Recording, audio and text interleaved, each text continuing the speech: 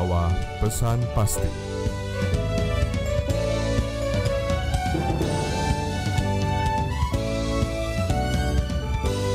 Tanpa batas, dimanapun berada.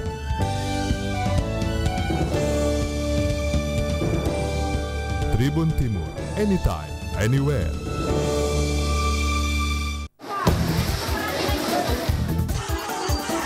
Beragam peristiwa di Kota Makassar dan Sulawesi Selatan kami hadirkan secara lengkap. Peristiwa dan fakta yang menarik kami mengulasnya lebih dalam dan berimbang sehingga memberi efek bagi pengambil keputusan. Saat ini saya berada di Pelabuhan Soekarno-Hatta Makassar dan perlu kami informasikan seperti yang Selebes Petang, cepat, tajam dan berimbang. Setiap Senin hingga Sabtu pukul 18.30 waktu Indonesia Tengah. Hanya di Selebes TV, terkini dari tradisi Sulawesi.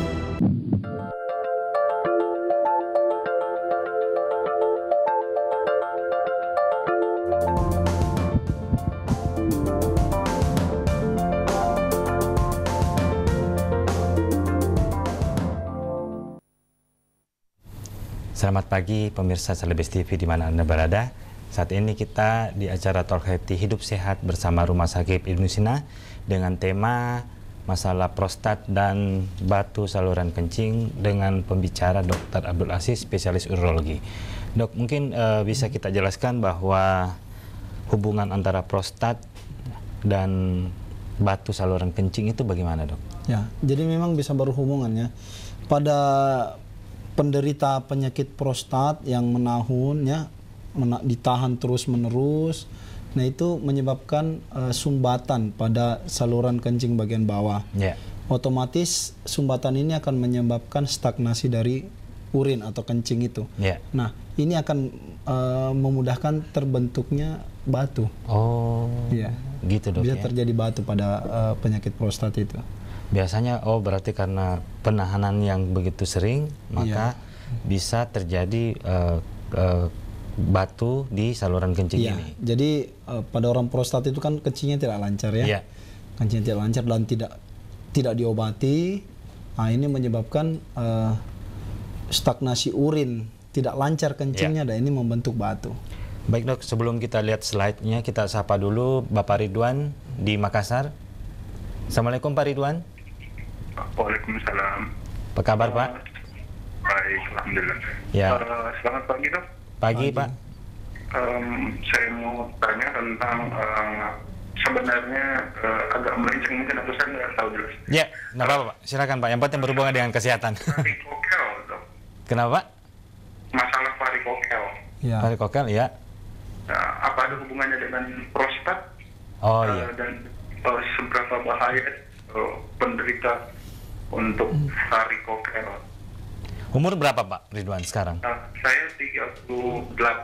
38. Udah menikah Pak? Sudah. Sudah punya anak Pak Ridwan? Saya punya 2. Sudah punya 2. Oh, iya. Dan saya sekarang divonis untuk di level 3 ya kalau nggak salah. Oh iya Pak. Iya. Ada mungkin lagi yang lain Pak yang ingin ditanyakan? Maksudnya apakah saya juga termasuk penderita prostat dan apa yang bisa solusinya untuk varikokel saya? Oh iya, makasih Pak Ridwan. Ya, makasih Pak. Assalamualaikum Pak. Ya Dok, mungkin bisa dijelaskan soal keluhan dari Pak Ridwan ini terhadap gejala awal, apakah berhubungan dengan prostat juga? Ya, jadi varikokel ini sebenarnya sebuah pembesaran dari pembuluh darah balik dari sperma, pembuluh darah balik spermatika, vena spermatika namanya. Ya, nah, ini memang berhubungan juga dengan bidang keilmuan kami di urologi karena masalah reproduksi pada pria.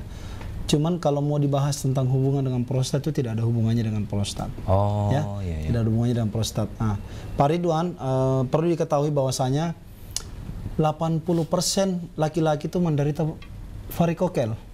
Nah, cuman ada yang dibilang subklinis. Begitu. Subklinis. Iya. Subklinis ini orang tidak mengalami keluhan yang hebat, bahkan tidak mengetahui dirinya bahwa dia terkena varikokel. Nah, apa sih bahayanya varikokel ini? Ya, bahaya yang paling utama adalah bisa menyebabkan infertil atau kemandulan. Ya, walaupun tidak ditegaskan secara jelas bahwa memang ini yang menyebabkan kemandulan, Tapi dari penelitian yang dilakukan bahwa 30% orang yang menderita varikokel ini tidak mempunyai keturunan. Oh begitu dok ya. Karena pembuluh darah baliknya itu tidak lancar, sehingga spermanya itu panas di dalam kantong buah biji sakar kita itu panas, sehingga mati semua spermanya. Oh gitu dok. Akibat pembuluh darah balik yang tidak lancar ini. Ya, itu. Tapi Pak Ridwan punya anak. Dan grade 3 itu sudah grade yang paling tinggi. Oh begitu dok. Ya. Nah, kapan sih apa sih pengobatan dari varikokel ini? Pengobatannya yang pertama konservatif, tidak diapa-apakan. Ya. Yang kedua ya operasi. Tidak ada obat. Obat itu hanya mengurangi nyerinya saja. Kapan sih varikokel ini harus kita operasi? Yang pertama itu apabila misalnya kita tidak punya anak, ya, infertil, kemudian dari pemeriksaan didapatkan bahwasanya sebenarnya ada sperma dalam kandungan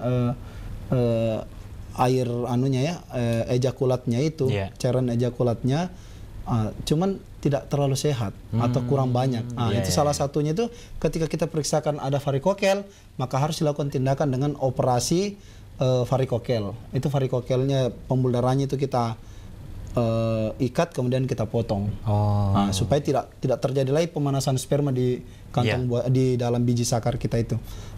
Yang kedua, biasanya apabila orang mau masuk tentara atau polisi. Yang ketiga, pada grade 3 yang besar, yang begitu besar dan sangat nyeri. Di situ baru itu 3 indikasi dilakukan operasi. Oh begitu dok. Ya kita perlihatkan ini, mudah-mudahan Pak Ridwan puas terhadap jawaban dokter. Gejala-gejala yang tadi kita bicarakan soal prostat, mungkin inilah ya dok ya? Ya, ini gejala-gejalanya. Awal-awalnya orang biasa bilang, kencing saya lancar dok, tapi sering. Nah ini biasa salah kaprah. Sebenarnya itu tidak lancar. Begitu dok. Karena sedikit-sedikit mau buang air kecil, air kecil. Nah, padahal itu sudah tidak lancar kencingnya. Ya. Kemudian kalau kencing itu harus mengejan atau mengedan, ya. Yang paling mempengaruhi itu apabila sering bangun di malam hari, kencing-kencing ya. Kemudian pancarannya tidak sekuat yang dulu lagi. Biasanya itu bisa sampai 3 meter, 5 meter, ya.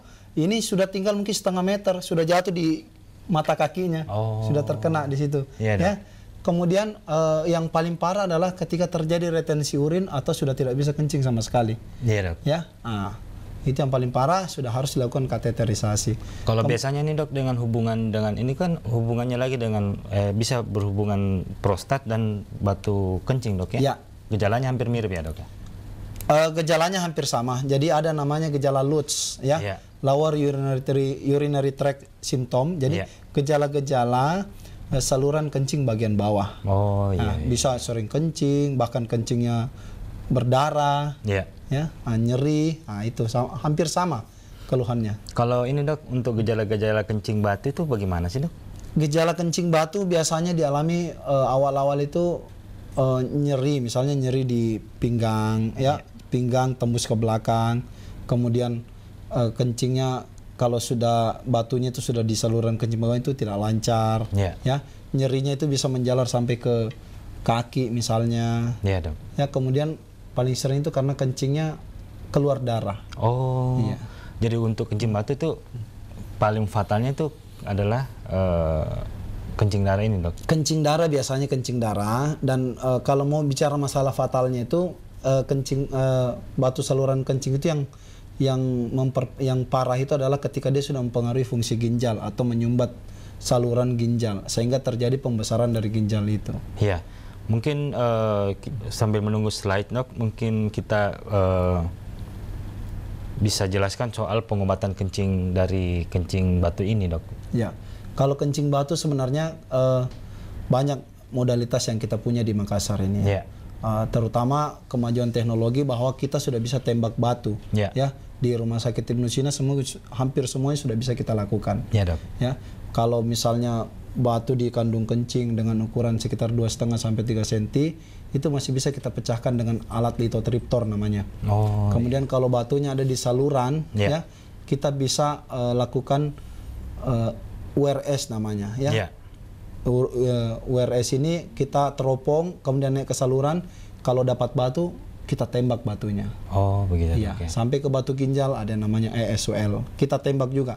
Kecuali pada batu-batu yang berukuran sangat besar, ya memang harus kita lakukan operasi terbuka. Jadi kemungkinan untuk operasi dan tidak operasi bisa terjadi dok ya, tergantung keparahan yang diderita. Iya, tergantung dari ukuran batu dengan lokasi batu serta komplikasi yang terjadi. Biasanya itu kapan kita lakukan operasi dok? Kalau kita lakukan operasi biasanya pada ginjal batu ginjal yang besar misalnya, kemudian batu saluran yang lebih dari 1,5 cm. Atau batu kandung kencing yang lebih dari 3 cm. Ini yang metode diagnostik dok? Ini untuk prostat ya. Prostat, metode diagnostik yang kita gunakan pada prostat itu misalnya kita lakukan colok dubur ya. Jadi kita dokternya memasukkan tangannya ke lubang buang air besarnya ya, lubang anusnya. Kemudian kita bisa raba prostatnya sudah sebesar apa. Ya, tapi kalau mau lebih objektif kita pakai USG. Kemudian kita bisa mengukur pancaran kencing dengan uroflowmetry. Seperti itu. Ya dok. Kalau begitu dok, bisa kita jelaskan juga ke masyarakat soal biasanya kanker prostat atau gejala batu kencing ini menyerang pekerjaan khusus atau memang bisa terserang semua orang dok? Ya, kalau pada penyakit prostat semua orang bisa terkena pada pria umur 50 tahun ke atas. Tapi kalau pada batu saluran kencing ya biasanya itu menyerang pada ada daerah namanya stone belt ya.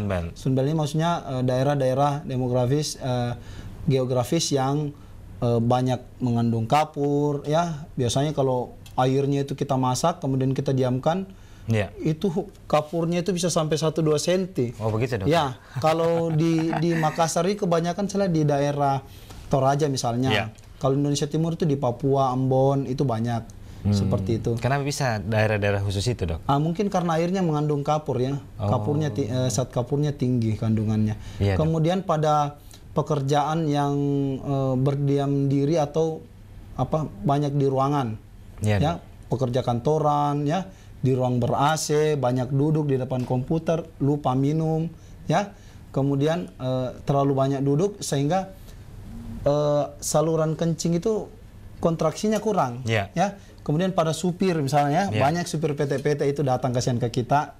Atau supir yang jarak jauh ya? Ya, supir jarak jauh, mereka memang kurang minum, padahal itu panasnya bukan main, penguapan banyak, ya, sehingga memudahkan terjadinya batu. Biasanya kalau yang begitu dok keluhannya di usia masuk ke usia lanjut atau remaja bisa kena dok? Ya, kalau batu itu sebagian besar pada usia produktif ya, usia 20-an sampai 40 ya. Tapi kemarin saya ada pasien umur 7 tahun itu batu saluran kencing. Oh berarti anak-anak sudah bisa dok? Bisa. Pernah juga anak umur 2 tahun kami dapatkan dengan batu. Cuma mungkin gejalanya tidak terlalu terasa dok ya? Atau memang sudah ada bisa kalau ditahu? Pada anak kecil itu kan belum bisa terlalu ngomong ya. Nah, kemudian kita orang tua kadang-kadang juga suka menyepelekan, masa anak kecil sakit begini. Ya. Nah, biasanya anak-anak itu susah kencing, kemudian nangis kalau kencing, atau dia suka menarik-narik ujung penisnya. Nah, itu harus kita hati-hati mencurigai adanya penyakit-penyakit di saluran kencing. Oh berarti khusus untuk mitos bahwa batu saluran kencing ini hanya untuk menyerang orang usia lanjut ternyata sudah bergeser dok? Tidak benar. Tidak benar. Semua umur bisa terkena, semua jenis gender juga bisa terkena. Ya, jangan bilang sebagian kan laki-laki paling banyak kena. Tidak, sama saja. Walaupun memang angkanya laki-laki lebih tinggi. Berapa persentasenya itu dok? 2:1. Oh, 2:1 antara laki-laki perempuan. Iya. Jadi hubungan antara kalau prostat hanya untuk laki-laki. Hanya untuk laki-laki saja. Kalau untuk batu saluran kencing itu semua bisa kena. Iya. Untuk gejala ini adalah pengobatan secara simptomatisnya apa dok? Simptomatisnya itu tentunya anti nyeri ya, anti nyeri. Cuman kita biasa kebablasan ya. Mengobati nyerinya tanpa mencari penyebabnya apa. Ya. Jadi makanya orang Indonesia itu banyak yang datang ke dokter ya, terutama dokter ahlinya, ketika sudah besar batunya. Besar batunya. Kalau di luar negeri itu kan mereka ada keluhan sedikit check up. Nah, jadi orang Eropa maupun Amerika itu sudah jarang menjumpai batu-batu besar seperti kita. Ya, kalau istilahnya kita ahli urologi biasanya kalau untuk batu yang sangat besar itu, ya ini sih ginjal yang numpang di batu katanya, bukan batu yang numpang di ginjal. Biasanya itu dok penyebab utama selain kurang minum apa, Dok, dari batu ginjal ini? Jadi adanya batu saluran kencingnya itu pola diet makan. Sekarang fast food ya itu kan mengandung kolesterol tinggi. Itu molekul-molekulnya kan besar, tidak bisa diolah dalam ginjal. Kemudian makanan-makanan seperti bayam, buncis, kacang-kacangan, ya. Tapi yang paling utama itu adalah suka menahan kencing, kurang minum, kemudian pekerjaan yang tidak banyak mobilisasi. Oh, berarti dia selalu banyak di dalam ruangan? Iya, ruangan, banyak duduk, ya. Ya jangankan, ya mungkin salah satu pekerjaan yang juga bersiko tinggi adalah salah satunya dokter sendiri. Oh, dokter sendiri. Iya. Justru dokter yang rawan terhadap karena dia stay terus di suatu tempat, Dok, ya. Betul. Dan malas bergerak. Baik, pemirsa Celebes TV dimanapun Anda berada, kali ini kita yang baru bergabung di Talk Healthy Hidup Sehat bersama Rumah Sakit Ibnu Sina. Jika ingin berinteraktif dan bertanya langsung kepada dokter, silahkan telepon ke 368-1002. 368-1002. Untuk lebih lanjutnya, kita ikuti iklan berikut ini.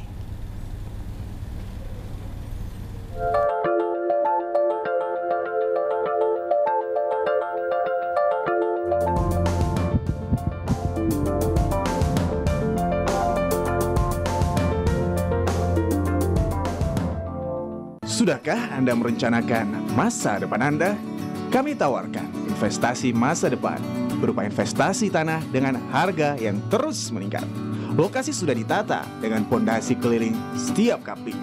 Bebas banjir, lebar jalan utama 17 meter dan jalan antar blok 9 meter. Pada sisi kiri kanan jalan sudah ditanami pohon. Lokasi di Timbuseng, Patalasang. Kota masa depan dipersiapkan sebagai ibu kota Kabupaten Goa yang baru, mudah dijangkau, dengan akses jalan menuju lokasi sudah beraspal.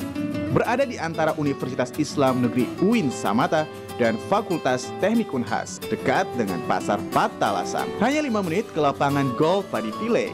Berada di tengah pemukiman penduduk, tersedia ukuran 10 x 15 meter hanya 100 juta rupiah. Dan ukuran 10 x 20 meter hanya 146 juta rupiah. Dapat diangsur hingga 15 tahun. Harga naik di pertengahan Maret. Legalitas dijamin. Alas hak sertifikat hak milik. Hubungi pemasaran kami di Jalan Tun Abdul Razak, Ruko Bumi Arupala, nomor 3 dan 4.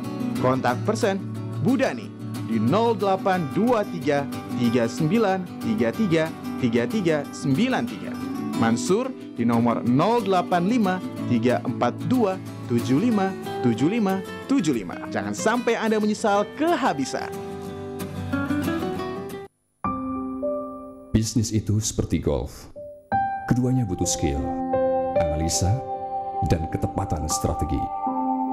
Sehingga ketika Anda membuat keputusan, Anda yakin keberhasilan sudah di depan mata.